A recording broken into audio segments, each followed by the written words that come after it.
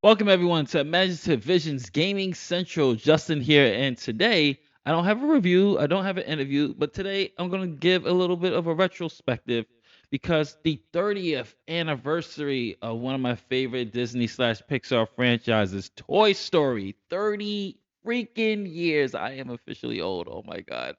This game I wanted to talk about is Toy Story that came out for the Sega Genesis and the Super Nintendo. And I want to talk about it, because in November of 1995, Pixar's Toy Story changed the landscape of animation forever. As the first fully CGI animated film, it didn't just introduce audiences to Woody, Buzz, and the rest of Andy's toys. It redefined what was possible in storytelling, blending humor, heart, and groundbreaking visuals that still hold up today 30 years later.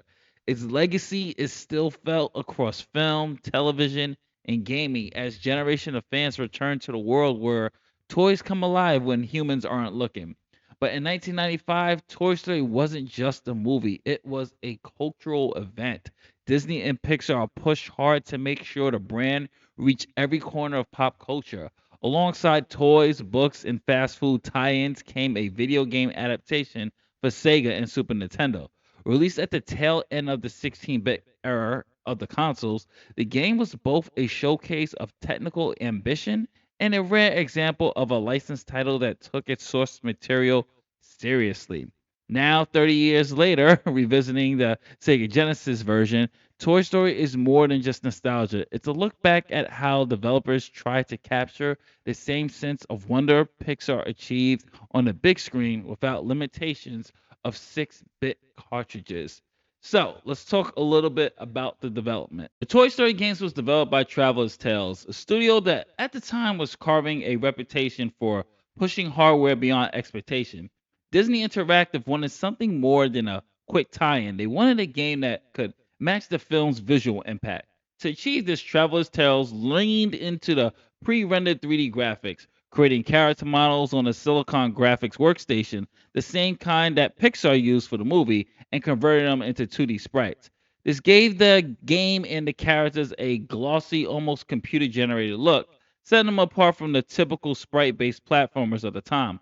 On the Genesis in particular, Traveler's Tales pushed the hardware to its limits, showcasing and a perspective of tricks that rivaled the NES Mode 7.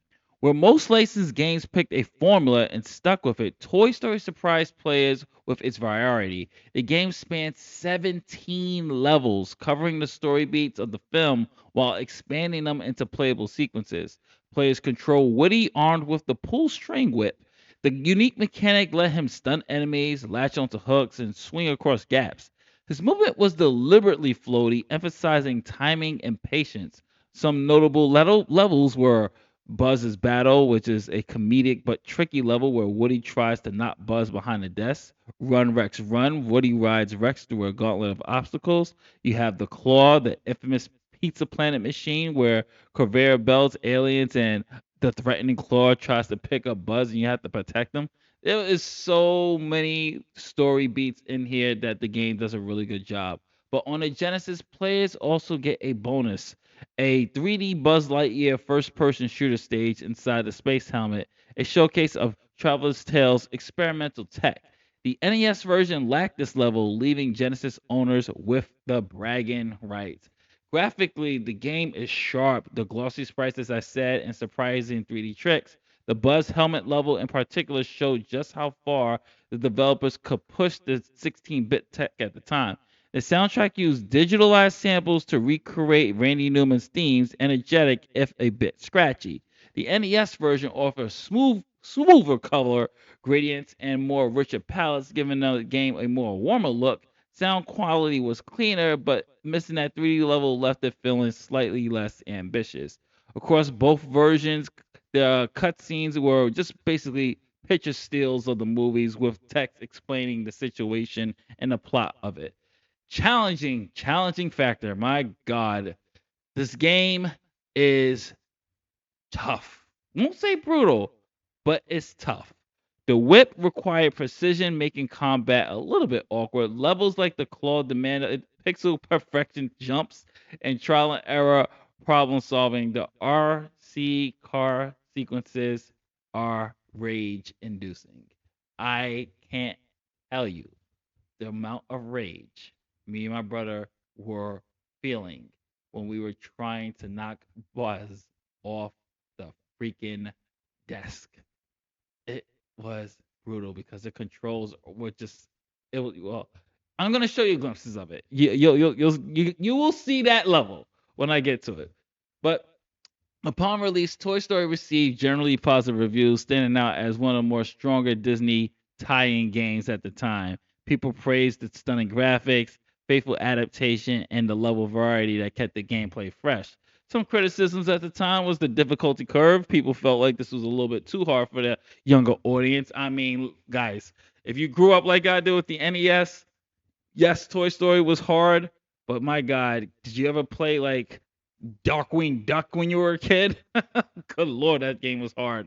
And looking back from 2005 now, the Toy Story for the Genesis and NES games symbolizes more than just another Disney tie-in. They represent the technical ambitions of Traveler's Tales, foreshadowing their later projects like Sonic 3D Blast and the Lego games. A snapshot of the 16-bit Twilight years where developers squeezed every last drop of power from the cartridges before the PlayStation and N64 just really ushered in that true 3D vision. And it's a piece of Toy Story multimedia explosion, proof that Pixar's leap into the CGI storytelling also inspired bold experiments in gaming. 3 decades later, the game isn't remembered as a flawless classic, but as one of the few tie-ins that matched the innovation of the film that it was based off of. For fans who grew up with it, the sight of Woody swinging across Andy's room or frantically racing RC in a moving van remains as nostalgic as hearing "You've Got a Friend in Me."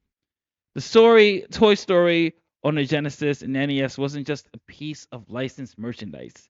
It was a technical marvel, a difficult but rewarding adventure, and a faithful extension of Pixar's groundbreaking film.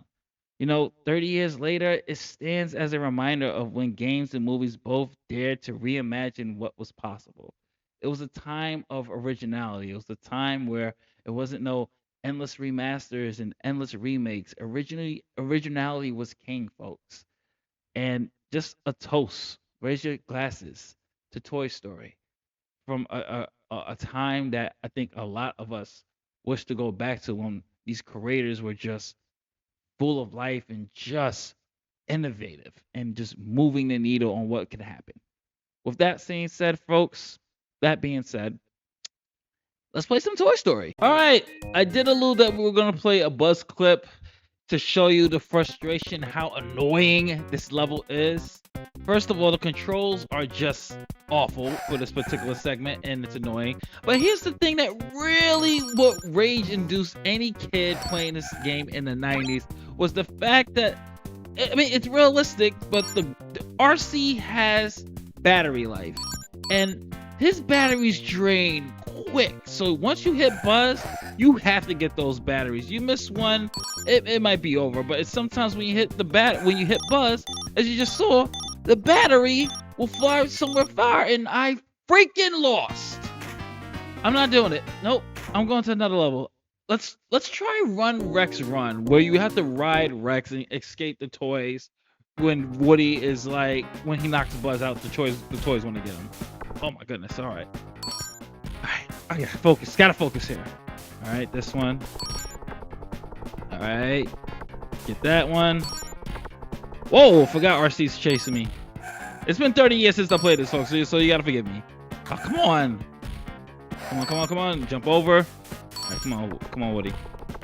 And this is the level you can't use the whip to stop these things. So it's literally about timing and memorization here. Oh gosh. Oh, got it. Oh, come on. So annoying. All right, I think I got this, people. Yeah, I'm pretty much good. So, folks, I'm going to end it here.